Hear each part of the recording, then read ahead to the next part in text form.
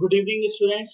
So, today we are going to start our third session on HTML5.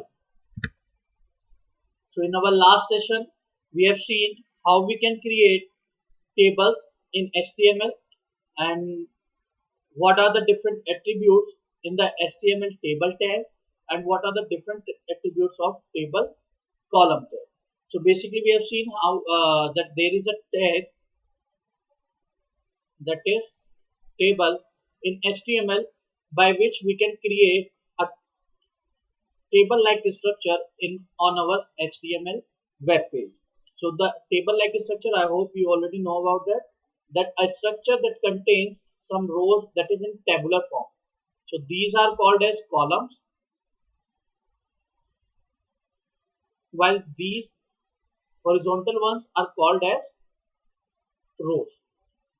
So when we want to create this structure, so we use this table tag. So we can create it in HTML with the help of this table tag.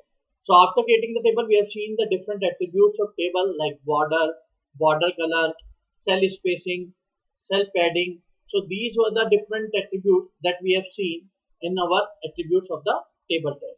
Then we have seen the different attributes of table column, that is again like border, border color, and there were two most important, that were row span and call span. So we have seen if we want to merge the rows, then we use this attribute, and when we want to merge columns, then we use this attribute. And the number of rows we want to merge, we provide the value of that. That means if you want to, let's suppose we want to merge these two rows. So what we will do is we will do td row span equal to 2. While if we want to merge these two columns, then we will write like td call span equal to 2. So these were the two attributes of the td tag. So basically these attributes are used to merge the cell. So on the part of this column it is important, while on the table there were two attributes, that was cell spacing and another one was cell padding. So this attribute is used to define the space between the different cells. That means if you want to create the space between this cell and this cell, then for this we will use cell spacing. While if you want to create cell padding, that means if you want to create a space within the cell, that means between the content and the boundary of the cell, then we will use this cell padding. So I hope these topics were clear to you. Now let's move on to our today's topic. So today we are going to learn about how we can create forms in HTML and how on that form we can use the different you can say widgets. That so these are basically called as, you can say, widgets. So widgets are nothing, they are kind of tools that helps you to take the information. So either we can use text box, we can use checkbox, radio button, submit button. So there are multiple tools. There are some other tools as well, but today we are going to learn only these four tools. And then we are going to see how we can insert an image on our web pages. So let's start our today's first topic. So first is creating form. So in HTML, the form is commonly used to gather information from applicants or visitors of a website. So basically what it does it mean is, I hope you have used so many social websites or other networking websites such as Facebook, Instagram, Gmail, etc. So basically whenever you are going to any of these social networking sites, so first they ask you to register yourself. And while doing your registration, they ask some of your information such as your name, your age, your gender, contact details, your email address, your preferences. I mean, not on these obviously, I mean, these are some kind of questions that can be asked.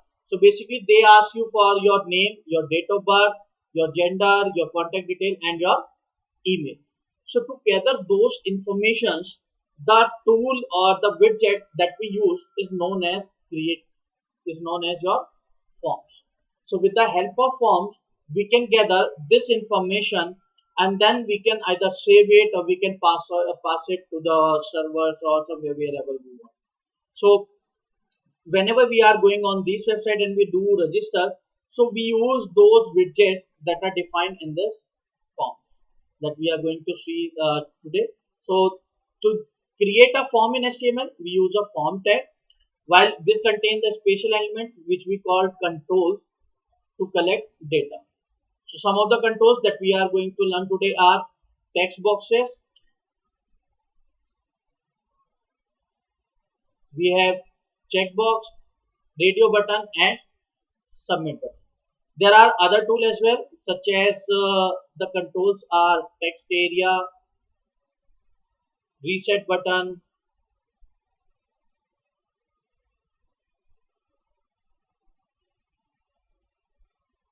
drop down list.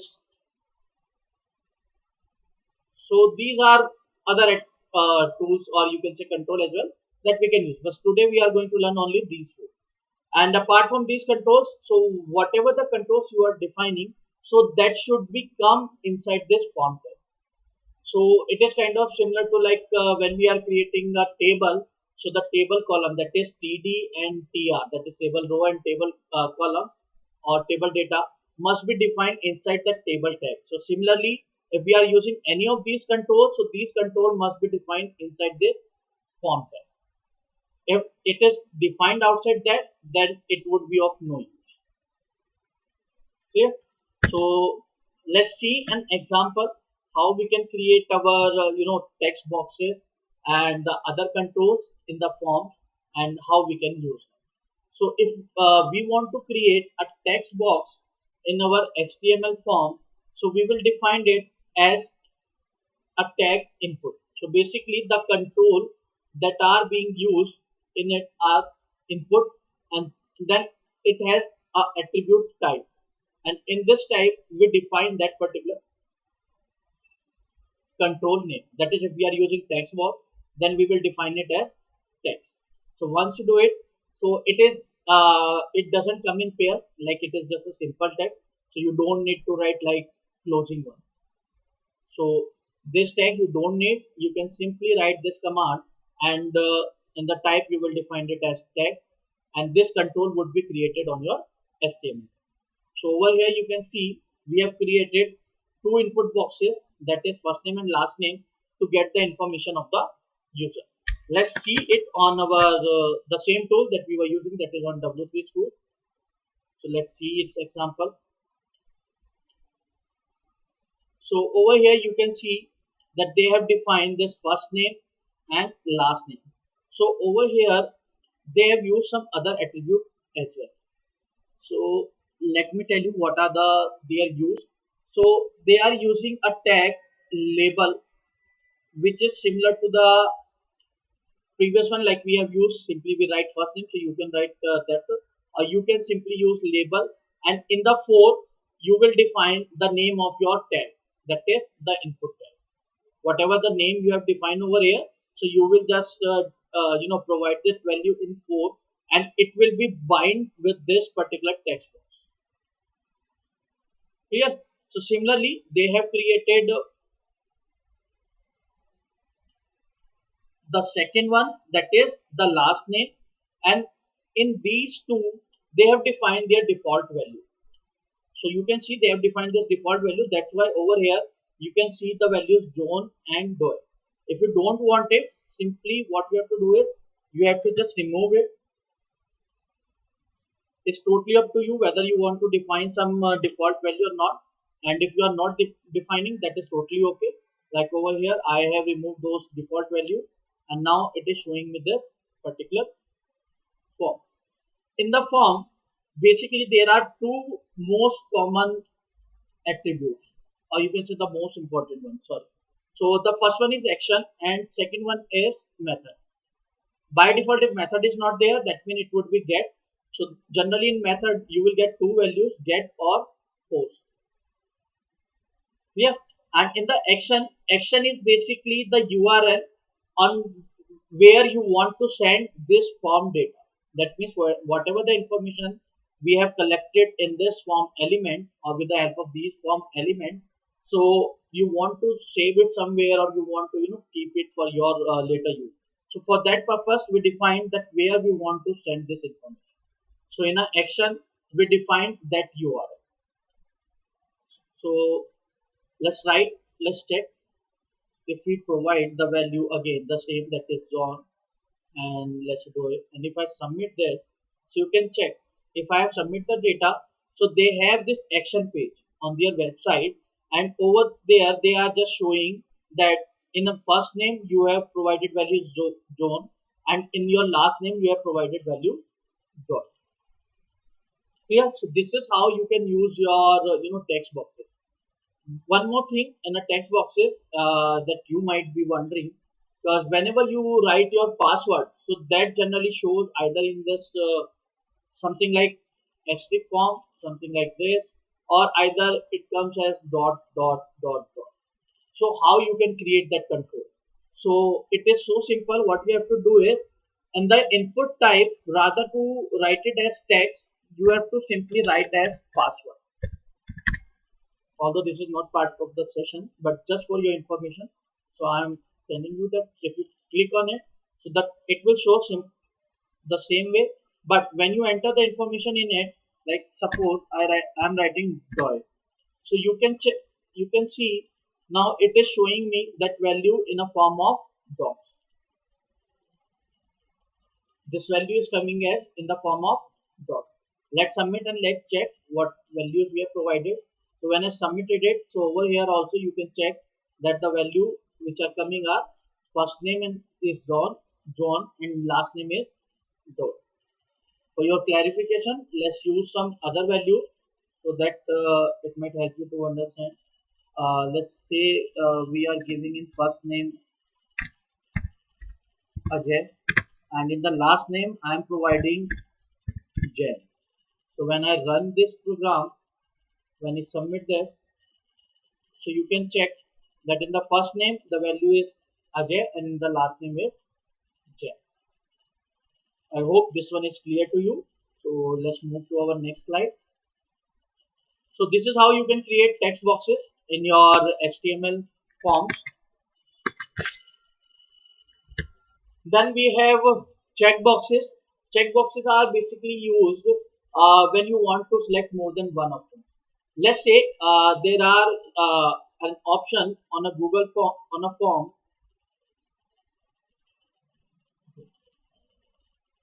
I'm sorry.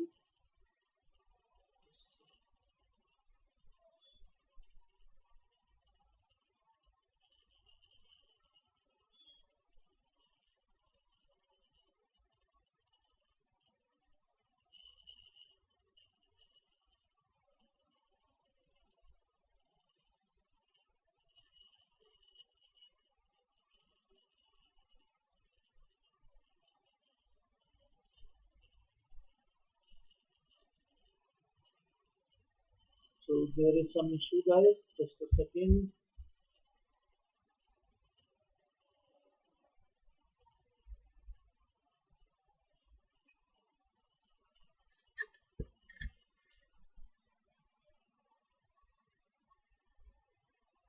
So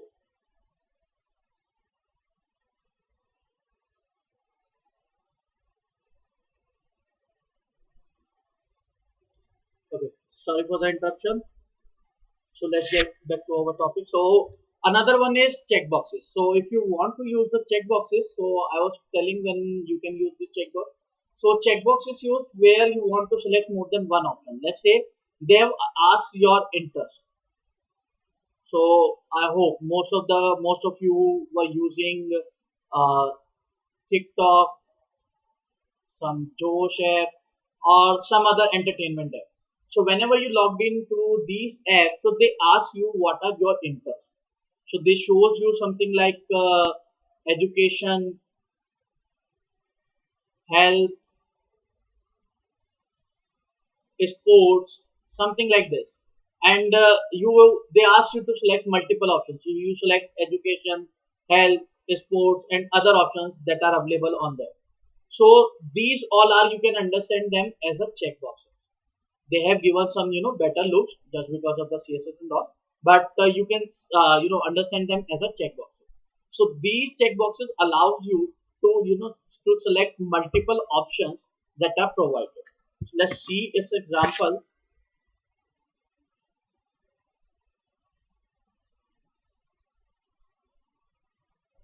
So over here you can check.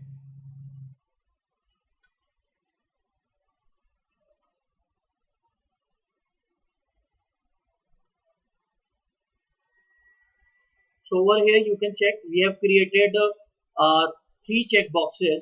That is checkbox 1,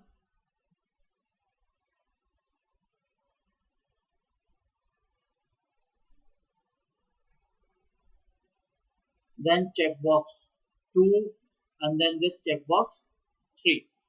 So over here now it is showing us I have a bike, I have a car, I have a book. So if you want to select any of these checkboxes, so you can select, and based on that your result will be shown. Let's say I have selected these two, and when I submit it, so they have done something like that. Now the over here you can see that I am getting bike and car, while on the HTML form it was displaying I have a bike, I have a car. How does it come? So basically what is happening is, whatever the value we are providing, so that value would be sent with the help of forms. Doesn't matter what you have written over here. That means whatever the text we write, that won't affect if the value is different. So we can write anything over here and we can use the value that we want to send. So to understand it more, let's use some other values. Let's say I just keep it over here a bike. Okay.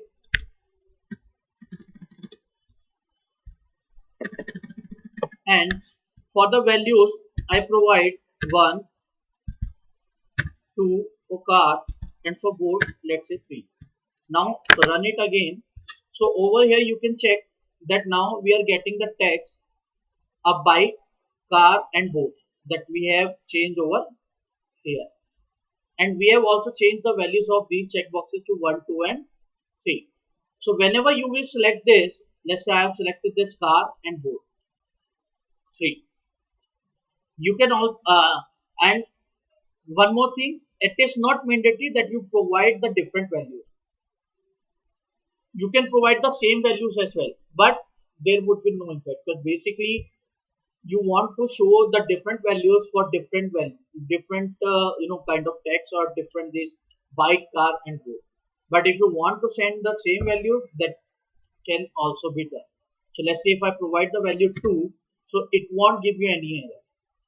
Basically when you run it, and if you select bike and car, so you can check that for value 1 and value 2 both are the same value. So whatever the value you will provide, it will get. Clear? So this is how the checkbox works in HTML forms. Now let's move on to our next topic. Then we have this radio button. So radio buttons are basically used when you have to select one option from the given multiple options. It might be like you want to select your gender, and it would be like male, female, and others. So it is obvious, no one can be male and female both. Either it would be in others, or it would be male or female. So that you can select, or that you can create with such control with the help of this radio button. So the same, you will define input type, and in type you will define it as radio. Let's check.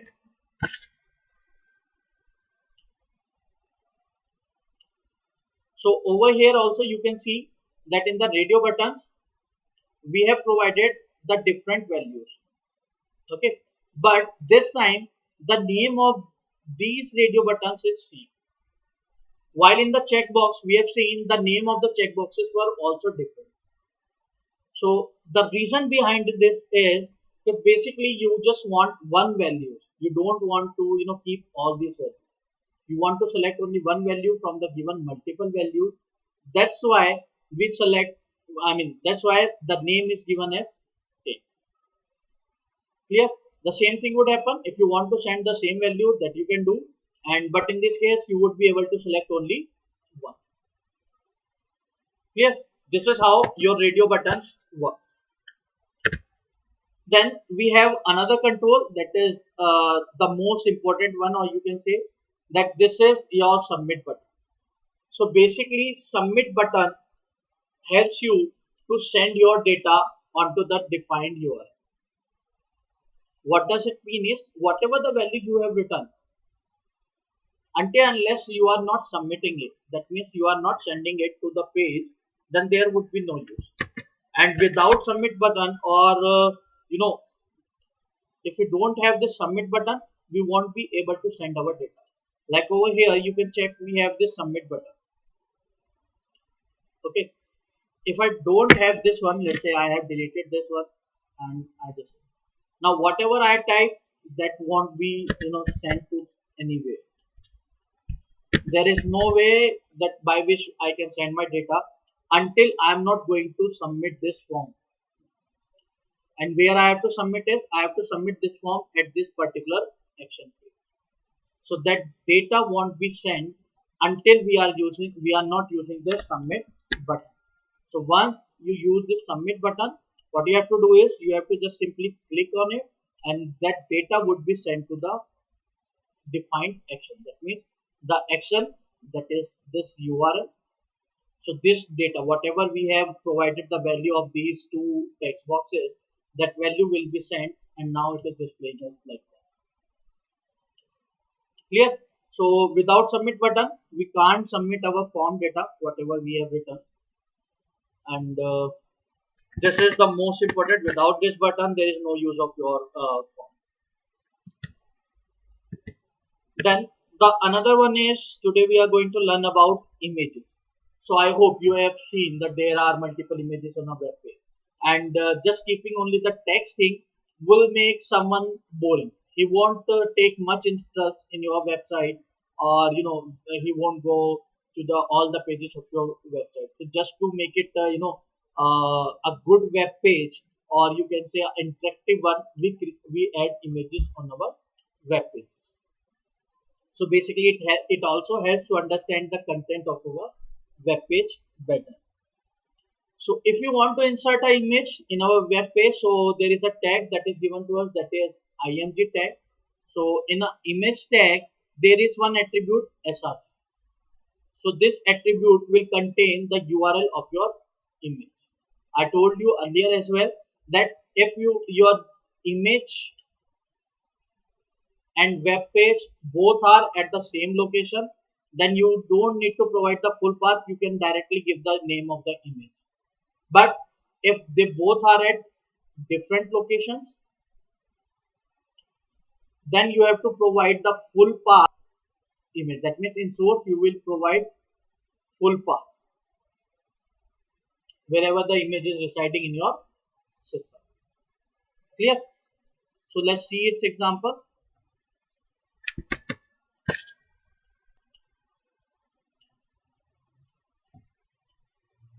So you can see that this is simple image, and their web page must be at the same location where this image is residing.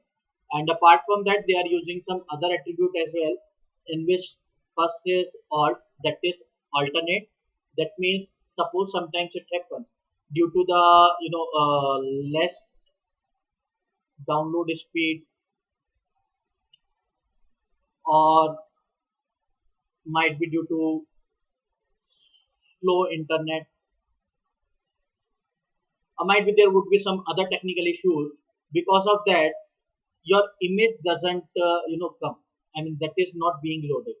So in that case, you want the user to know that the image that would be presented over here is representing what. So basically for that purpose, we provide this alt, that means alternate. So that text, whatever the text you will provide over here, If that image is not being loaded, so that text would be represented there, which will let user know that this particular image that has to be there is representing this thing. Clear? And apart from that, you can provide the width and height of the image. Again, the same, you can provide it in a pixel or in a percentage format. The percentage format only works when you are providing, when this image would be in some container. That means either it would be in a column of a table or in some other table. So here are some other attributes. So the source we have already seen that we provide the path of the image into that. Alt we have seen that means alternate text for the image if some reason the image can't be displayed. Height and width basically set the height of the image and width of the image. The last one is border. That means again if you want to add some border on your image, so this attribute you can use. So over here you can see there is no attribute, sorry, there is no border. Let's say we provide the value border 3, so you can check now we are getting a border which is a thicker one. Higher the value, thicker the border.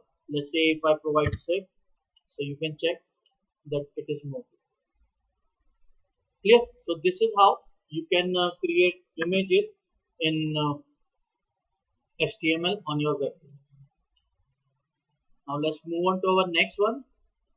So the next one is now suppose you want to set some image at the background of your web page. That means this is the, let's say this is the content that would be presented on your web page, and you want to set some images at the background of it. So how you can set this? You can provide a background tag, background attribute in the body tag. So as I told you earlier that the whatever the content you have written in the body tag that would be displayed on your HTML web page. So in the body tag there is one attribute that is background which contains the URL of the image. So the same pattern, that is if your web page and the image are at different location, then you will provide full path or with the image name. That is for sure that without providing the image name your image won't be presented over there. And if they both are at the same location, so in that case you have to just provide the name of the image.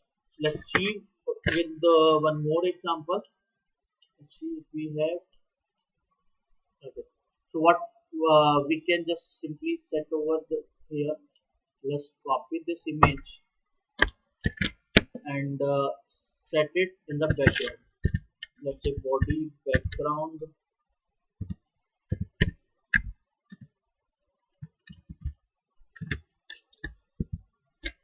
Okay, and I just remove this one, so that will help you to understand more. Let's remove this also, and you can check that earlier the image is coming over.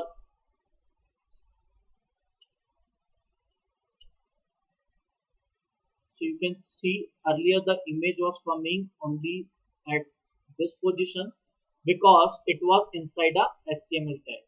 But now it is getting repeated. The reason for getting repeated is because whatever the size of your web page, if that size of your web page is greater than the size of image, then your image would be repeated multiple times. Okay. If the image is higher than your size of web page, in that case it won't be repeated. There are other kind of properties for the images by which you can set these values, that if you want to repeat or not repeat. So that is a part of CSS. So for that you can just go through by yourself. And over here you can see that if you want to set it on background, so we have to provide attribute background in a body tag, and then we have to provide the URL of that particular image. Clear? So that's all for today's topic. So today we have seen how we can create HTML forms. So today what we have seen is we have seen how we can create HTML forms. In those forms, how we can create the controls, that is text box, check boxes, radio buttons, and submit button.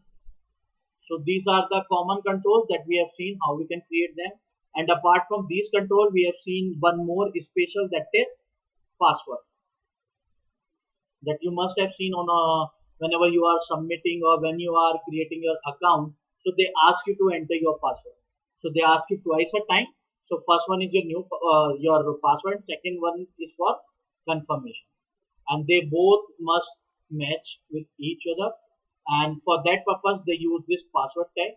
And by this, your information would be hidden, and it will display something like this. Yep. And then we have seen how we can create images in HTML, and how we can set these images as background of our web. So I hope these all are clear to you guys, and keep learning. And if you have any queries or any questions, please write us on our Learn Forward app.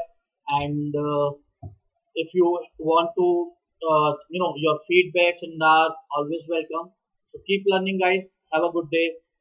Be safe. Bye bye.